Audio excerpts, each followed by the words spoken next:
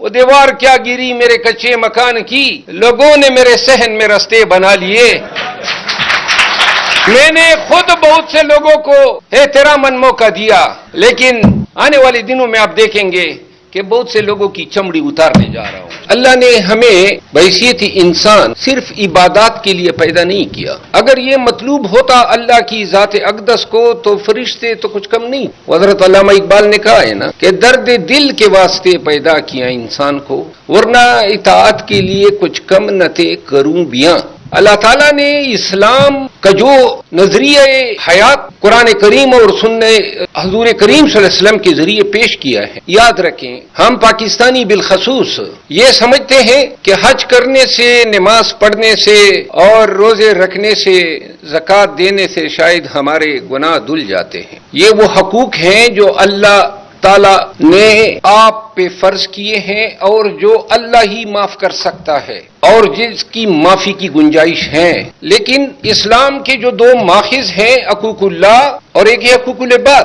انسانوں کے حقوق جو ہیں آپ کا عملی زندگی میں، معاملات میں، پڑوسی کے ساتھ، آپ کا اپنے گاؤں کے لوگوں کے ساتھ، اپنی پارٹی کے لوگوں کے ساتھ، اپنے پاکستانیوں کے ساتھ کیا رویہ ہے، کیا احترام دیتے ہیں ہم، احترام آدمیت، کیا بغض، کینہ، لالچ، ان بیماریوں نے کہیں ہمارے عمل کو اتنا مکروہ تو نہیں بنا لیا کہ ہم ایک طرف نماز پڑھتے ہیں اور دوسری طرف سود میں مبتلا ہیں۔ ہم کردار کی اس نہج پہ پہنچ جاتے ہیں بعض اوقات کہ انسان سے زیادہ جانور بن جاتے ہیں۔ میں نے دیکھا ہے منصف کے طور پہ 16 اضلاع میں میں جج رہا ہوں، ماں بہن کا حق نہیں دینا، بیٹی کا حق نہیں دینا، اتنی داڑھیوں کے ساتھ مسجد میں یہاں پہ وہ پیشانیوں پہ محراب سجائے بیٹھے ہوتے ہیں، لیکن جب بیٹی یا بہن کے حق کی باری آتی ہے تو کہتے ہیں ہمارا تو رواج نہیں ہے۔ آج بھی بہت سے بزرگان سے ہم کلام ہوتا ہوں کیسز آتے ہیں، اور جب پوچھتے ہیں کہ یہ پیسے کس کھاتے میں آپ نے اس کو دیے تو پتہ چلتا ہے کہ حضرت نے سود پہ دیے ہو۔ آج بھی ہم آپ سوشل میڈیا اٹھا لیں، کیا توہین انسانیت ہوتی، یہی پاکستان کے اندر مسلک کے نام پہ جھگڑے۔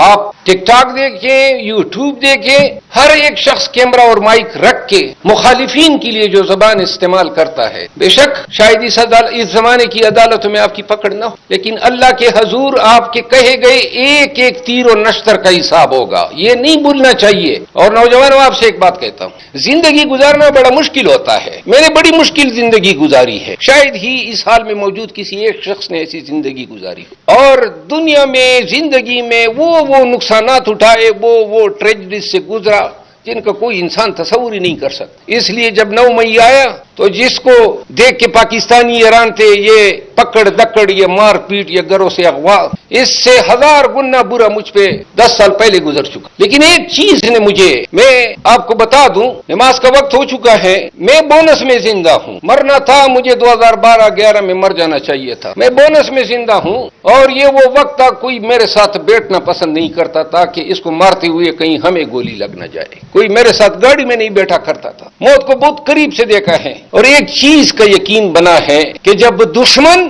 یا کوئی مخالف آپ کو ڈرائیں، وہ آپ کو ڈرائے گا، یاد رکھو یہ بات، وہ آپ کو ڈرائے گا، ڈر گئے تو اس کا کام نکل گیا، لیکن اگر آپ نے بلیڈ لگا کے اس کو آگے اٹھا دیا، قسم سے دم دبا کے بھاگے گا۔ زندگی میں کبھی بھی غنڈے، بدماش، چاہے وہ کسی شکل میں ہو، سیاسی شکل میں ہو، سوشل میڈیا یا ڈیجیٹل دہشت گرد کی شکل میں ہو، بلیک میل کریں گے، کردار کشی کریں گے، بے شک موقع دیا کرو، لیکن جب سمجھ جاؤ کہ یہ تمہاری عزت خراب کر رہا ہے یا پیچھا نہیں چھوڑ رہا ہے تو ایسا ٹھکا کے جواب دو۔ کبھی بھی کسی بھی ظالم کے آگے یقین کرے، مرنا ہوتا میں مر چکا ہوتا، اگر میرا مقام کسی نے پاکستانیوں کی نظر میں ختم کرنا ہوتا تو بہت سارے لوگ جو سوشل میڈیا پہ لگے ختم کر چکے ہوتے۔ میں اپنی مثال دیتا ہوں، مجھے ایک دور میں میرے ساتھ سب کچھ ہوا، اخیر میں کہا جی بھاٹی سے نکال، تم لوگوں کو پتا ہو، لیکن جب سوابی میں جلسہ ہوا، لاہور میں جلسہ ہوا تو پورا پاکستان کھڑا ہو گیا مروت کے نام۔ جب آپ سرنگو ہوں گے ظالم کے آگے، جابر کے آگے، اور یہ وقت زیادہ نہیں ہوتا ہے، تو آپ یقین کریں، وہ کیا خوب کہا ہے حضرت علامہ اقبال نے، وہ زمانے میں معزز تھے مسلمان ہو کر اور تم خوار ہوئے تارک قرآن ہو کر۔ جب اللہ کی ذات سے عزت بھی ہے اور ذلت ہے اور اللہ ہی رازق و خالق ہے تو پھر انسانوں سے کیا ڈرنا اور کیا گٹ گٹ کے جینا ہے.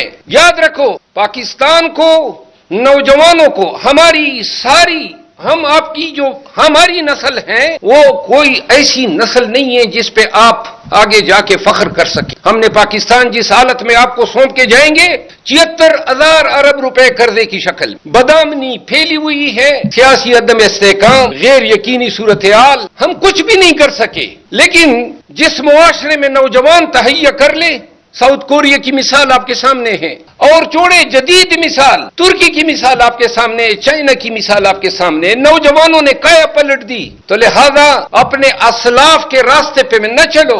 ہم نے شاید بغض سکھایا، کینہ سکھایا، کاہلی سستی سکھائی، بدعنوانی سکھائی. ہم آپ کے لیے کوئی ایجادات نہ کر سکے، ہم آپ کے لیے پاکستان کی کوئی تعمیر نو نہ کر سکے.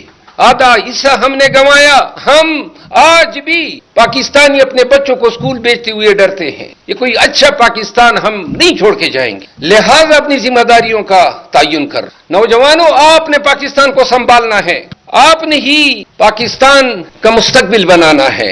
انہی الفاظ کے ساتھ چونکہ نماز کا وقت ہو چکا ہے، میں صرف ایک بات آخر میں کہتا ہوں. نوجوانوں، کبھی قانون سے وابستہ کوئی مسئلہ درپیش ہو، طالب علم ہو، تو میرا فرم آپ سب کو فری آف کاسٹ خدمات دے گا. کبھی کسی بدماش، بلی، غنڈا، چاہے وہ وردی میں ہو، چاہے وہ سوشل میڈیا پہ ہو، چاہے وہ بازار میں مونچھے تھان کے چل رہا ہو، کبھی ایسے آدمی کو جو ہے اپنا مولا نہ بنانا، کبھی ایسے آدمی کے آگے سرنڈر نہ کرنا، بلکہ میری تو مانو ایسے تمام لوگوں کو خوب ادموا کر کے جاؤ تاکہ کسی کی جرت نہ ہو. ایک دفعہ عزت دو گے وہ راستہ بنا لیتا ہے. وہ دیوار کیا گری میرے کچے مکان کی، لوگوں نے میرے صحن میں راستے بنا لیے.